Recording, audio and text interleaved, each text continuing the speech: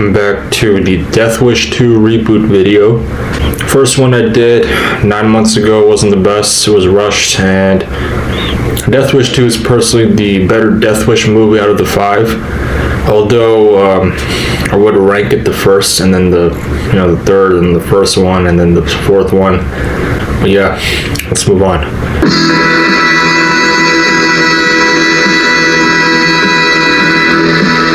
So the movie soundtrack is composed by Jimmy Page of Led Zeppelin. No wonder it sounds good. And we are back in Los Angeles.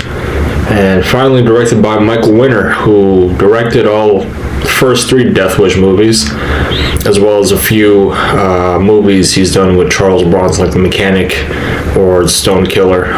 Both great movies.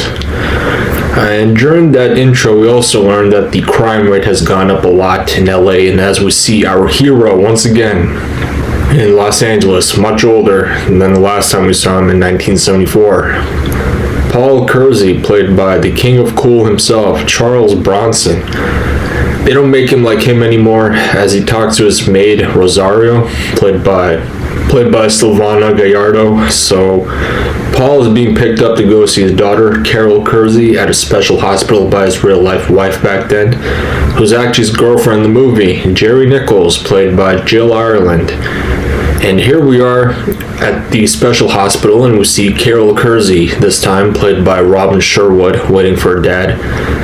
She was played by a different actress in the first one. I don't know what happened to her. I don't remember her name. And if you've seen the first Death Wish from 1974, you know exactly why Carol's in that condition right now. I don't have to tell you that. Will she ever come back to me? Will she ever be normal again? Maybe she won't come back, but they go out and enjoy their day. And they stop at this glass item stand to get some things, or to buy some things, as Paul now goes to go get some ice cream for him and for the girls. As Paul stands in line, we hear some Death Wish music playing, as here comes the villains of the movie, as one of them swipes the cash from Paul Kersey's hands. It's ice cream. And they have this weird chant here, well, one of them does. As well, Paul, noticing his wallet hasn't swiped too.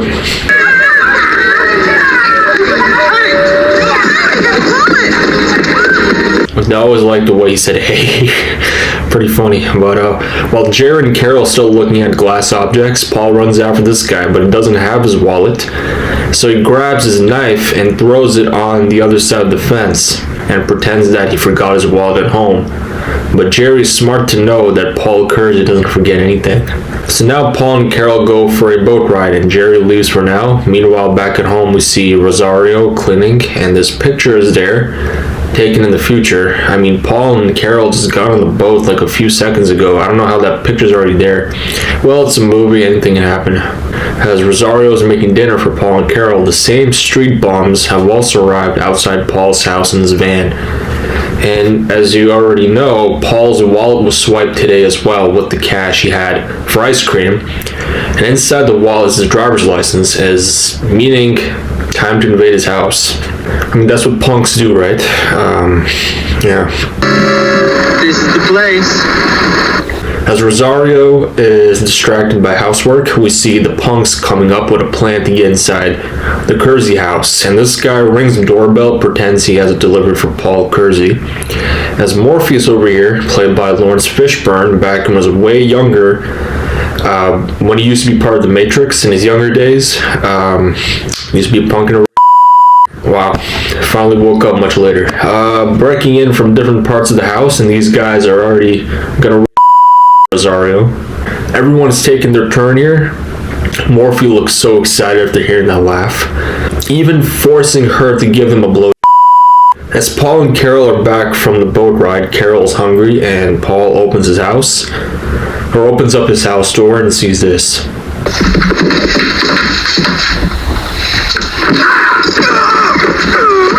Paul tries to stop all of them, eventually gets hit on the head, and Rosario is crawling naked, which I can't show, and she tries to call the police and kidnaps Carol.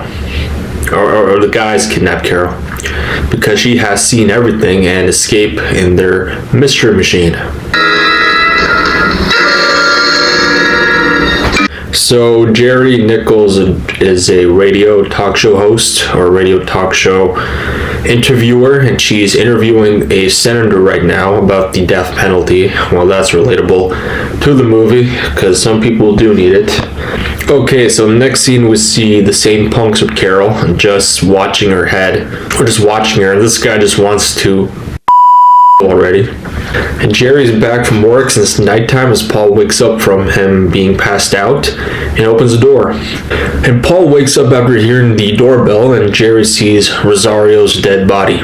So back to the punks hangout as these guys are all ready to do the same thing with Paul Kersey, what they did to Rosario. And this guy unzips his pants, and Carol is smart enough to make a run for it already, and she gets killed jumping out the window.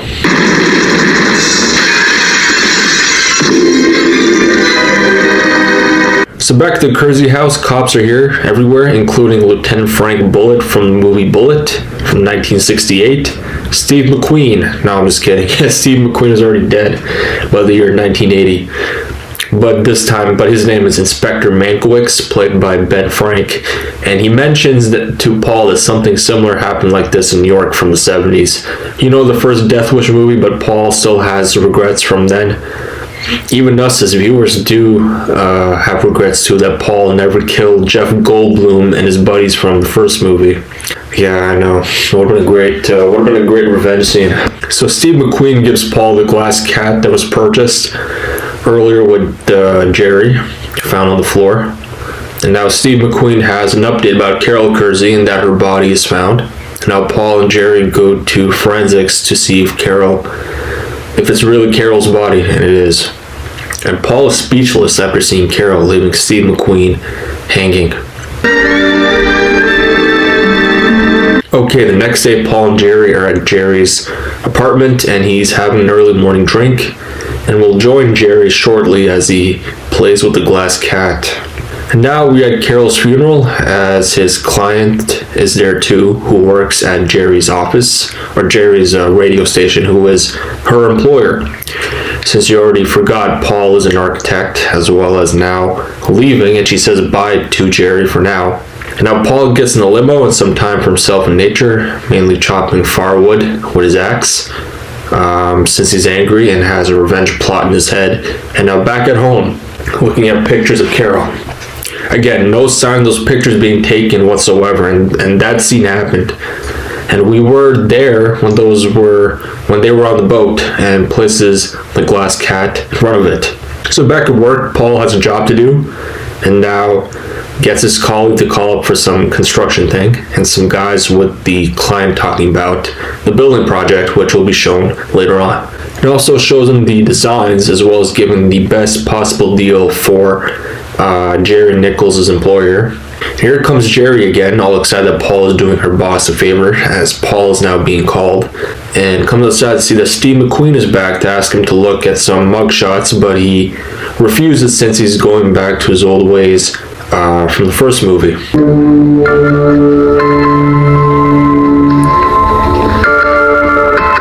And now he's back at home, getting ready to do all sorts of revenge-like things. You know, takes out his gun, takes a drive to the downtown area, and sees these guys, probably associated with the same group of punks that we saw in the beginning of the movie.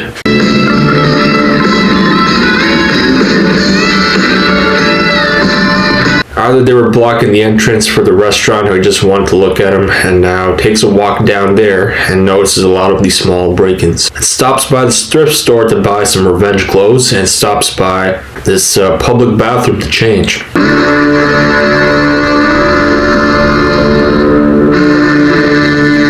And now gets back into his car and now checks on any rooms for sale.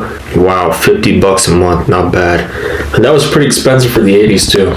And now walks around the neighborhood and see a bunch of religious spots, and now walks in here and we see James Hong over here asking what Paul is doing here. But Paul wants a room, and James Hong outlines some rules. No police, no music, no noise, and tells him his name is Kimball. Paul does, to hide his real name, since his name is pretty known as a vigilante. And it's not the best room, but it's doable for now, and just takes a walk everywhere. looking for those same guys, but he gives up to stop wasting time for the night. And he's back at home the next day as we see Jerry Nichols walking in with her Gucci briefcase and wakes Paul up. Well, who were you expecting? Raquel Welch? She died 2 years ago, by the way, Raquel Welch. So Jerry's just here to pick up her clothes since most of them are here at Paul's house, and pretends that he's got something to do, takes a shower, and Jerry leaves, or pretends to take a shower.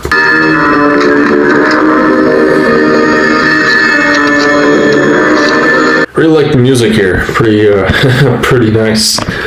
So Paul calls to get some locks changed from the locksmith, and fast forward to nighttime. Same area and the same thrifted clothes, looking around for Morpheus and his crew, and he looks everywhere. Now Jerry calls up Paul with the TV playing in the background, and he's not at home as the phone rings. And now we see this Hinduism parade here, as well as seeing other things around, with Paul waiting for the right moment as he chews on his popcorn. And what do you know?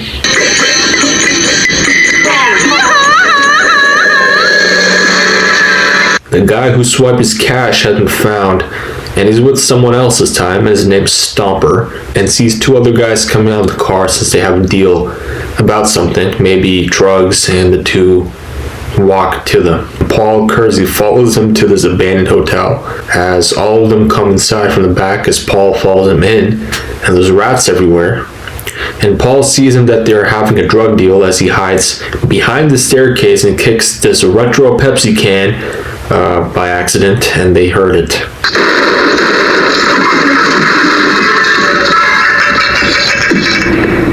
And Paul kills Stomper's buddy and tells the other dealers to get out since, they're not part of the group of punks, and Stomper is instructed to stay still. You believe in Jesus? Well, you're going to meet him. And kills this guy, finally, with that iconic line.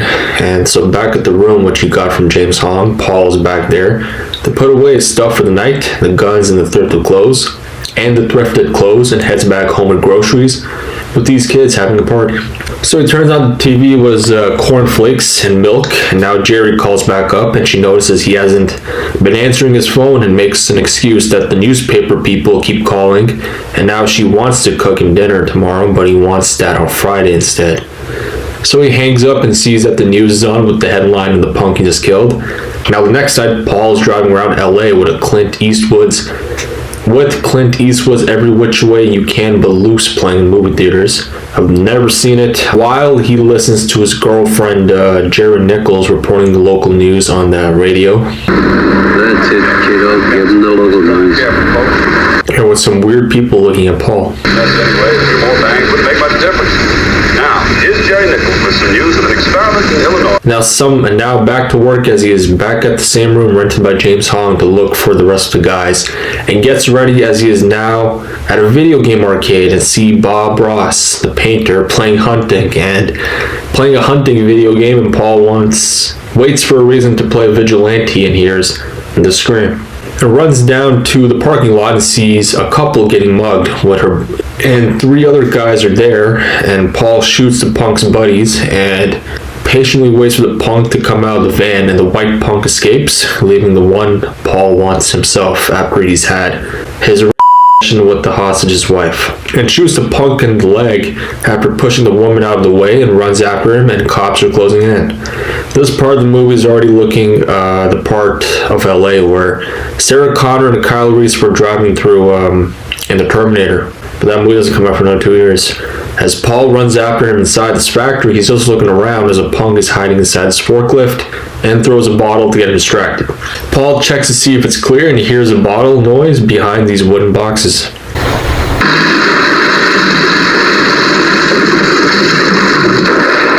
You saw it stunt double too, right? Goodbye. And it's the same guy Paul ran after about his wallet. Paul now hears the police and runs since the cops have invaded the factory right now. And back at the underground parking lot, the same hostage is there with Inspector Mankiewicz again, or Steve McQueen, questioning the couple of what the guy looked like that saved them. And the woman here starts making things up to cover up for Paul.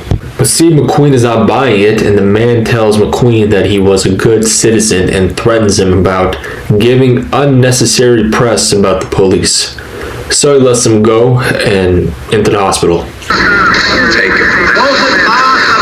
So now we're at the district attorney's office, and now he knows that Los Angeles now has a vigilante on their hands, as well as Steve McQueen already there, and the DA notices that there was something similar to this in New York from the 70s, which we know there was a vigilante back then. We've seen the first Death Wish, come on. So they call up Detective Frank Ochoa, as he is in New York right now, talking to a lawyer on the phone, or talking to a lawyer in front of him, and a police commissioner played by Vincent Gardenia. Frank Ochoa is played by Vincent Gardenia once again, to let the LA Police Department know soon about the notorious New York vigilante, which is Paul Kersey, and that's what the LA DA wanted in the previous scene. Now, as you remember, the first Death Wish ending, Paul did land in Chicago first, and that's how he met Jerry Nichols, who ran a radio station here in LA, and that's how he moved to LA currently and lives there now. And these guys think Paul Kersey is back to his old habits again. So back in LA, we see this window display of wigs as well as Paul, and he is just looking around and walks past some people.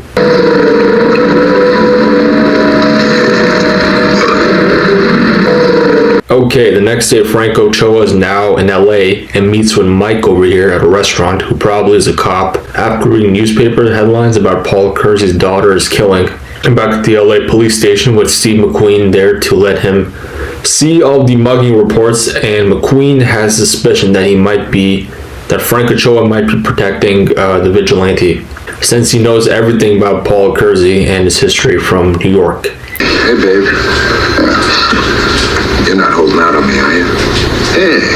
Well. Okay, so back at Jerry's house, Jerry walks in with some groceries, and Frank is there having a nap, and waiting for Jerry Nichols, shows her his badge to see if he's a real cop, and tells her Paul has killed 9 people in New York 4 years ago. Last time I checked, the first Death Wish came out 8 years ago. But okay. But Frank tells her Paul has killed many muggers in the past, and she can't believe it, as Frank tells her he's doing it again, killing punks in LA, and Frank thought he would stop the first time, and Jerry tells Frank that she barely sees Paul outside her place of work. Okay, so back to Paul being a vigilante as he's walking around past these prostitutes, and yes, girls, he's not interested, and back at his clubhouse, and Jerry's trying to break in, and Paul walks up in changed clothes and tells her he was with a friend. She suspects he was out killing muggers, and tells him that a New York cop broke into her house earlier, and Paul suspected it was Frank Ochoa again, and now he starts outlining to her in New York, outlining his past to her from New York, except the vigilante part, and now he kisses her, and they call it a night.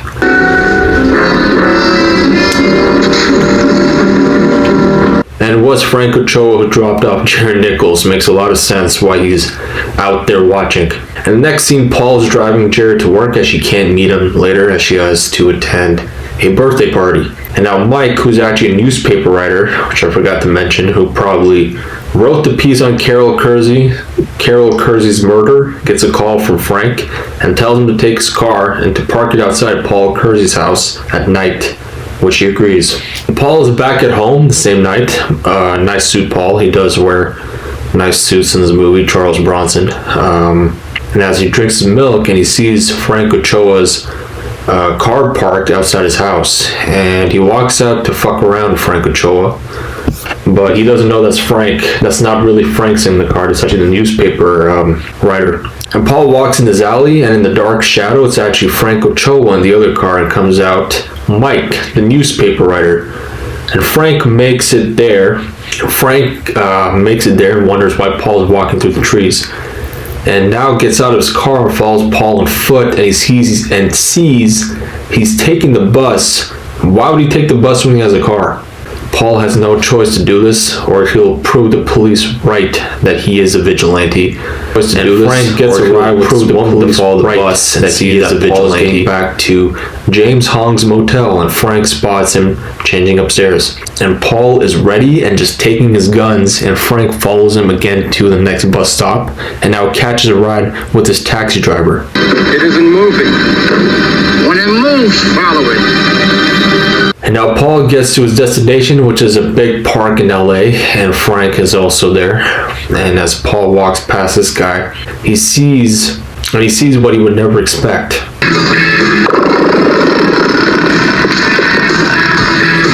The remaining 3 punks are at his house. 2 of them are dead. 2 of them are already dead, which just leaves these 3 dancing freely as Frank continues to spy on Paul Kersey. As Paul follows the 3 guys now, and they take the bus to their next destination, yet bothering another girl, and Paul gets on the bus too, and now Frank follows the bus again with more harassment on the bus and disturbance. Paul pretends to read a newspaper and spies on them. Even Lawrence Fishburne is playing his music again as everyone else gets off their bus stops. Paul is there all pissed off as these guys are now smoking something that looks like weed. And Paul is tired now. They finally get off and walk into this forest as Paul now gets off too. You get the other half when I get back. Whatever happens, wait here. Now some more goofy moments with Frank Ochoa, and tells the taxi driver to wait here as well if he hears any shooting. He says just target practice, yeah right. And Paul sneaks down to check that the 3 punks are buying guns from this guy in the pink shirt. You can tell a lot about a man looking at his suspenders. Oh wait, never mind. Guns for drugs, okay. Paul is now waiting too. As Paul waits for the right moment, Frank is also there and sees Paul waiting too. There's a guy in the tree with a sniper and a flashlight and spots him to kill him.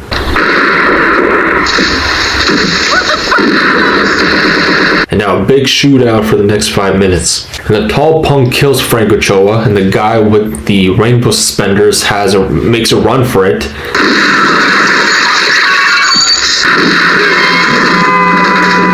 And the guy with the rainbow suspenders has run out of ammo and kills Morpheus.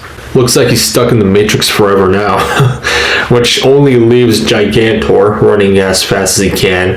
Now Paul checks on Frank Ochoa and he is alive, and now starts reciting some religious quotes, probably from the area where Paul is staying at for his vigilante hobby, and the cops are here to check on this place. And Paul runs away, and Steve McQueen, or Frank Bullitt, is now here, really looking like Frank Bullitt this time, and knows that Ochoa was holding out on him. Nevada!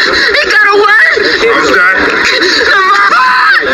Nevada! And now Steve McQueen checks on the remaining guy who's alive, one of the punks. The punk, and he's playing the victim now, and Steve McQueen has his cop telling McQueen over here that the cab driver that brought Frank Ochoa all the way over here pretends like nothing happened, including the citizens that live nearby, pretend to not know anything. And McQueen has no other choice but to do this to make the punk talk. So he finally gave away the identity of the really tall punk, Charles Wilson, or Nirvana, and to keep an eye out for that punk. I know this guy's dead. Now Paul's back at work with the radio station client about the building project, and yet another suit he's wearing. Yet another nice suit he's wearing. Now Paul heads downstairs and talks to Fred over here, played by Robert Lyons. And he's just bored, and after hearing the word police monitor, he wants one for himself too, and Fred considers it a gift from the radio station where Jerry Nichols works at. Now back at James Hong's motel with the police monitor all ready, and takes a nap. Paul takes a nap before getting back to being a vigilante, and now he's got a report on the location of the last punk, Charles Wilson, or Nirvana, and more cops are already there too, waiting for Charles, and Paul Kersey spots him with 2 girls as Paul spots some guys who are undercover as well as guys on the roof. Luckily they don't know what the vigilante is or who it is exactly, as Steve McQueen is with other cops in an exterminator truck undercover. Now Paul makes his way inside Nirvana's apartment, jumps from roof to roof, as Steve McQueen gets an update that one of their guys is up on the roof. Confirm it was know it is. Hold your positions. And Paul locates his apartment and comes out running. Looks like girls don't want to fuck him. And Paul gets a cut, and we see a girl naked and high walking on her own. I'll skip that. And Charles Wilson, or Nirvana, is like superhuman here. He's beating every cop up, every single one of them, as Steve McQueen tells him to hold their fire because they need this punk so they can identify the vigilante. Okay, fellas, let's get it. Come on. Hold up. Spot the stunt double there? Yeah, I see that too. And now he's been caught. Now Paul has to take care of that cut on his arm, and now he's back at home for the night and goes inside to try to wash the blood off his arm, and walks in Jerry Nichols again. She should really learn how to knock. And she has a newspaper with Frank Ochoa's headline on it, and she tells Paul that she skipped the birthday party that she was supposed to go to and wants that 2 days, and wasn't that 2 days ago? So she needs some time to get ready for Paul, since they are going to get food later, as well as happy that Nirvana has been captured for an interview with her radio station. With more blood dripping as the next day, Nirvana is in court about the killing of a detective, Frank Ochoa, and his mom is also there watching. And the judge said that Nirvana was under the influence of PCP, a mind-altering drug. And now back at Paul's house, and Jerry and Paul are there as he reads a article, rough draft headline by Jerry on Charles Wilson, or Nirvana, and that he's been treated at a local hospital for mental development. And surprisingly, Paul has a picture of the doctor who will be treating Charles Wilson, and Paul thinks this is BS, that Charles will be cured. And now takes a look at the hospital plan. Now they get to the hospital, which is called the McLaren State Hospital, just like the name of the car, and they meet the doctor who will be treating Charles Wilson, Dr. Clark, and meets him, and now Paul wants to use the bathroom, and Clark points him there. All right. Which is all part of the plan to kill Nirvana, or Charles Wilson, as he does inside this change room. As he goes inside this change room, Paul, and looks for a doctor's coat and takes this one out belonging to this Dr. James Crabb. And now back at home as Whiteout, Paul whites out Dr. Crabb's name and makes his own doctor's ID card. And now back at a restaurant as the two are excited to see each other, and Paul checks out Jerry's new radio piece, and he now proposes to her. And they will get married in Mexico. Are you serious? Yes, I'm serious. Now back to work, trying to come up with a fake doctor name, and finally goes as Dr. Peter Carter, and now finally to the McLaren Hospital late at night, and now asks the nurse for a Charles Wilson, a patient, and goes to where he's located, and sees that there's a Ronald Case watching the door, and Paul asks to see if a Dr. Peter Carter is on his list, but he says it isn't, and Paul makes something up, making Ronald K. to open the door and takes him to Charles Wilson. The actor that does play Ronald K. was actually the Secretary of State from Escape from New York in 1981. As Paul looks around, Ronald K. takes him to the interview room and points it at the electric shock therapy area at the back. And now Paul finally takes his revenge.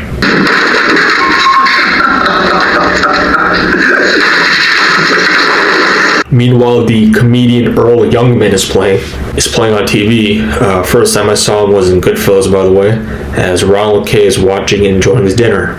So Paul fights Nirvana, lifts Paul, and pushes him at the glass thing, and you can see the stunt double again. And now Nirvana takes out this knife and stabs Paul repeatedly and pushes him out of the way, and now into the electric shock therapy room.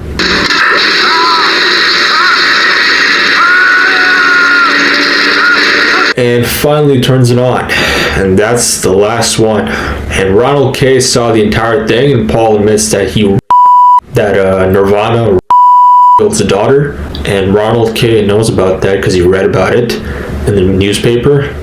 I'll give you 3 minutes till I ring the alarm. And gives him 3 minutes to run away before sounding the alarm. What a nice guy Ronald K is. I think he knows Paul really is the same vigilante that people are talking about. I mean, it's easier for Ronald K because dealing with Nirvana would have been extremely painful and annoying. And now that's done, Paul's back to heal himself of all the blood, as well as driving back home to meet Jerry Nichols about the trip to Acapulco. And Jerry's already here with her Gucci luggage, and Paul is stressing that he's running out of time. And now more delays or an accident on the road, and now Jerry is still waiting and looks around and sees that the doctor's tag from the McLaren Hospital, a paper draft of it, is found, and she sees it as the radio headline is also live of Charles Wilson's murder, and Jerry knows Paul is the LA vigilante, and now she's crying. Disguised as a doctor. Gang warfare in downtown Los Angeles tonight. And that part kills her. And the part that kills her is that the radio announcer mentions someone disguised as a doctor, further proving her judgment. Okay, and takes off the ring Paul gave her at the Chinese restaurant or Japanese restaurant, I don't remember, and she just leaves to never come back to talk to Paul Kersey. And Paul does get there the second after she leaves and runs aside, hoping she will come later, or she will come sooner. But the next day, things are normal. We see the Hollywood Sun and back at the radio station as Paul's client, or Jerry's employer, is there celebrating, and he knows Jerry broke up with him. So I'm guessing she probably quit KABC radio too, which is okay. And he also keeps calling Paul at home, but he never answers. Now he will answer since his revenge plan is done, as well as not worrying about Jerry Nichols anymore, and the KABC radio owner invites him to a party happening next week. I'll be there. Are you sure you're free? What else would I be doing? That's it, guys. Death Wish 2, the reboot video from 1982. Hope you enjoyed it. Death Wish 2 is in my top 5 action movies for sure. Fantastic stuff, and that's it for me. And I'll see you soon in Brannigan from 1975 with John Wayne. It's like a Dirty Harry kind of movie. I don't think you guys will enjoy it as much as the actual Dirty Harry with Clint Eastwood. Like, comment, and subscribe to the channel. Share the video with others and with other Death Wish fans out there. Death Wish 2 is a fantastic movie. I think it's better than the third one, even though the third one is a little too addicting to watch. Stay tuned in the short section for any upcoming episodes. This is it for me. Take care. See you soon. Watch away, and see you soon in the next episode.